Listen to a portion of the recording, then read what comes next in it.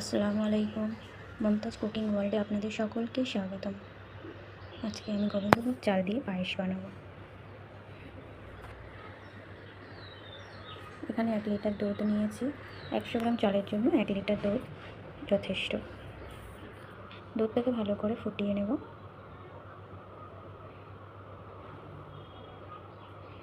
ভালো করে নেড়েচেড়ে ফুটিয়ে নেব। এবার এখানে আমি চালটাকে ধুয়ে একটু ঘি আর তেজপাতা একটা দিয়ে আমি সেটাকে ভালো করে মাখিয়ে রেখে দেবো। এখানে কাজু কিশমিশটা ধুয়ে জলে ভিজিয়ে রেখেছি। তারপর দুধটাকে আরও ভালো করে নাড়াচাড়া করতে হবে।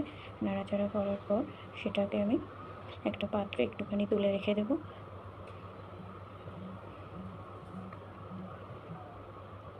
ওটাকে আরও এখন ঘন করব।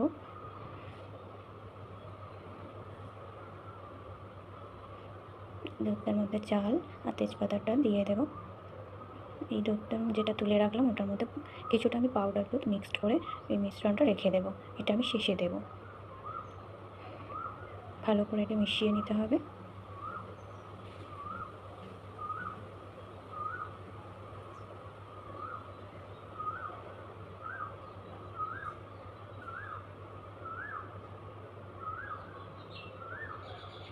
এবার আমি 3টে এলাচটাকে ধুয়ে একটু ফাটিয়ে নিয়েছি, সেটার মধ্যে দিয়ে দেব।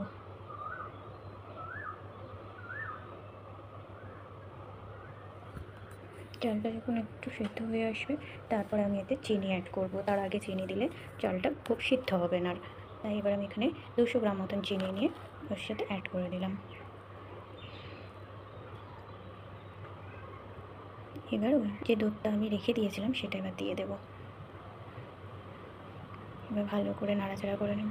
এখানে আমি কাজু কিশমিশটা একটু ঘি দিয়ে ভেজে রেখে দেবো। এই কাজু কিশমিশটাকে আমি কিন্তু শেষে দেবো, প্রথমে দিলে হবে না, কারণ যেহেতু কিশমিশটা একটু টক ভাব থাকে সেই জন্য টক জাতীয় জিনিস দুধের মধ্যে পড়লে দুধটা কেটে যেতে পারে, সেই জন্য আমি এটা শেষে অ্যাড করব।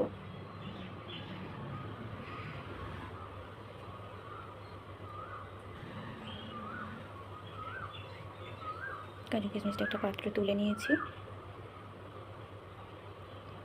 এবার কাজু কিশমিশটাকে আমি এবার আমার এটা হয়ে এসেছে, এর মধ্যে অ্যাড করে দেব।